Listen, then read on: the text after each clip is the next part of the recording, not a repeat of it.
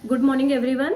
Good morning ma'am. आज हम चर्चा परिचर्चा करेंगे बीए सेकेंड सेमेस्टर के सोशियोलॉजी के सेकेंड पेपर, जिसका शीर्षक है Indian society issues and problems. इसका यूनिट 1 का टॉपिक है रीजनल डाइवर्सिटीज।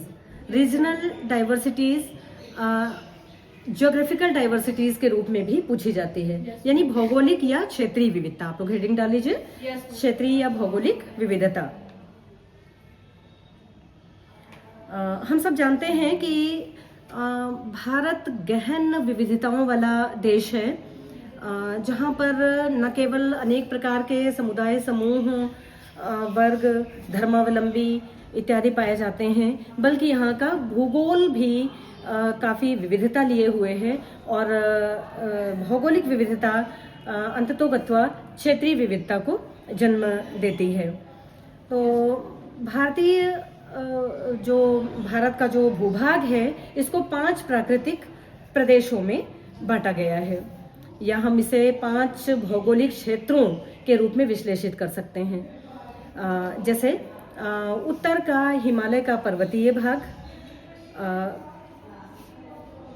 गंगा का मैदान, थार का मरुस्थल, दक्षिण का पठारी भाग और समुद्र तटीय मैदान। सबने लिख लिया होगा। उत्तर का पर्वतीय भाग है ना, गंगा का मैदान, और नदियां तो बहुत सारी बहती हैं उत्तर भारत में, लेकिन आमतौर पे चूंकि गंगा एक बड़ी नदी है और एक बहुत बड़े क्षेत्र से होकर गुजरती है, तो आमतौर पे लिखने पढ़ने में गंगा एवं सिंधु का मैदानी भाग भी ये कहलाता है। थार का मरुस्थल और दक्षिणी प्रायद्वीप। जो दक्षिणी प्रायद्वीप है उसको 2 भागों में वर्गीकृत किया गया है। एक तो दक्कन का या दक्षिण भारत का पठार, और दूसरा समुद्र तटीय मैदान। ठीक है, तो ये जो 5 क्षेत्र हैं भारत के, वे अनेक प्रकार की संस्कृतियों को जन्म देते हैं। क्षेत्रों को, है ना, ये जो क्षेत्र हैं, ये जैसे क्षेत्र हैं और वहाँ की वैसी ही जलवायु है ना। तो वो जलवायु, वैसे तो पूरे भारत की जलवायु मानसूनी जलवायु है, और ये मानसूनी जलवायु कहीं ना कहीं भारत में एकीकरण लाने का कार्य करती है या एकता का प्रतीक है। लेकिन ये जो 5 प्राकृतिक प्रदेश हैं, इनसे संबंधित अनेक प्रकार की संस्कृतियों का भी जन्म हुआ है। जाहिर सी बात है कि कश्मीर का पर्वतीय भाग का रहने वाला व्यक्ति जिस प्रकार की वेशभूषा, खान पान और आचार विचार अपनाएगा, दक्षिण भारत का व्यक्ति उससे बिल्कुल भिन्न प्रकार से जीवन शैली को अपनाएगा। तो जैसा भूगोल, जैसा क्षेत्र, वैसे ही संस्कृतियां उत्पन्न होती चली गई।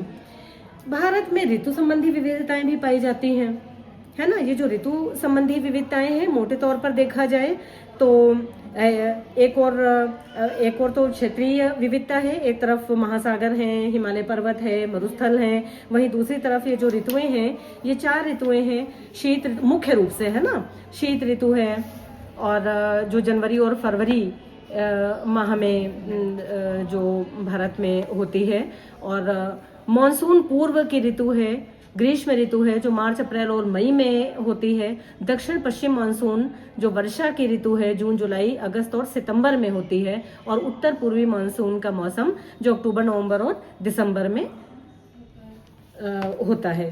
तो लेकिन मानसूनी जलवायु भारत में एकता को स्थापित करती है। भारत में इतनी गहन क्षेत्रीय विविधताएं विद्यमान हैं कि प्रसिद्ध भारतीय समाजशास्त्री राधा कमल मुखर्जी, है ना, प्रोफेसर राधा कमल मुखर्जी ने क्षेत्रीय समाजशास्त्र पर बल दिया। इन्होंने रीजनल सोशियोलॉजी पर अपने कई अध्ययन भी प्रतिपादित किए, और इनका ये मानना था कि अलग अलग क्षेत्रों की संस्कृतियां भिन्न भिन्न हैं, और इन क्षेत्रों का, इन स्थानीय समुदायों का या स्थानीयता का अध्ययन अलग अलग प्रकार से किया जाना चाहिए, है ना। तो क्षेत्रीय समाज शास्त्र के विकास पर बल दिया। हाँ, एक बात और बहुत इम्पोर्टेंट है कि जो NEP 2020 है, NEP 2020 भी भारतीय समाज में विद्यमान क्षेत्रीय विविधताओं को दृष्टिगत रखते हुए क्षेत्रीय और स्थानीय संस्कृति, समुदायों और वर्गों और समूहों के अध्ययन पर बल देती है। और उसका NEP 2020 के ड्राफ्ट में लिखा है कि इस प्रकार के अध्ययन किए जाने चाहिए जो विशिष्ट हों, स्थानीय हों। आप लोगों ने मेरे कुछ वीडियोस भी देखे होंगे जो विशिष्ट ग्रामीण संस्कृति पर आधारित हैं, है ना। स्थानीय सांस्कृतिक तत्वों को उठाया गया है, मेलों पर केंद्रित है। तो इस प्रकार के अध्ययन क्षेत्रीय विविधता को दृष्टिगत रखते हुए समाजशास्त्र के अंतर्गत किए जाने चाहिए। इस क्षेत्रीय विविधता के कारण भारतीय समाज में क्षेत्रवाद, उपक्षेत्रवाद जैसी समस्याओं का भी जन्म हुआ है। इन समस्याओं ने क्षेत्रवाद और उपक्षेत्रवाद और जो विभिन्न प्रकार की निर्जातीयताएं हैं, इन्होंने एकता को, भारत में विद्यमान जो विविधता में एकता रही है उसकी एकता को खंडित किया है ना। लेकिन फिर भी अगर देखा जाए तो अनेक क्षेत्रीय विविधताओं के बाद भी भारतीय समाज में अनेक प्रकार से एकता स्थापित रखने का प्रयत्न किया गया है। पहला तो कह सकते हैं कि प्राकृतिक रूप से मानसूनी जलवायु के माध्यम से, मैं बार बार रिपीट कर रही हूँ कि एकता बनी हुई है। दूसरा है समान न्याय की व्यवस्था, एक संविधान की व्यवस्था, समान नागरिक संहिता, एकल नागरिकता। एकल नागरिकता का मतलब आप समझ रहे हैं कि आपके राज्य 29 राज्य हैं भारत में, है ना। तो आप हर राज्य के अलग अलग नागरिक ना होकर आप एक भारत संघ के नागरिक हैं, है ना। तो ये एकल नागरिकता। और भारतीय संघ की जो अवधारणा है कि यद्यपि राज्य अलग है लेकिन है वो भारतीय संघ का एक हिस्सा, ये सभी भारत में एकता को स्थापित करते हैं। एक रेलवे और एक संचार की व्यवस्था भी एकीकरण को लाने में सहायक रही है। तो ये रहा बच्चों आज क्षेत्रीय विविधता या भौगोलिक विविधता का विषय। और हम अपने अगले वीडियो में सांस्कृतिक विविधता के मुद्दे को लेकर फिर हम उपस्थित होंगे।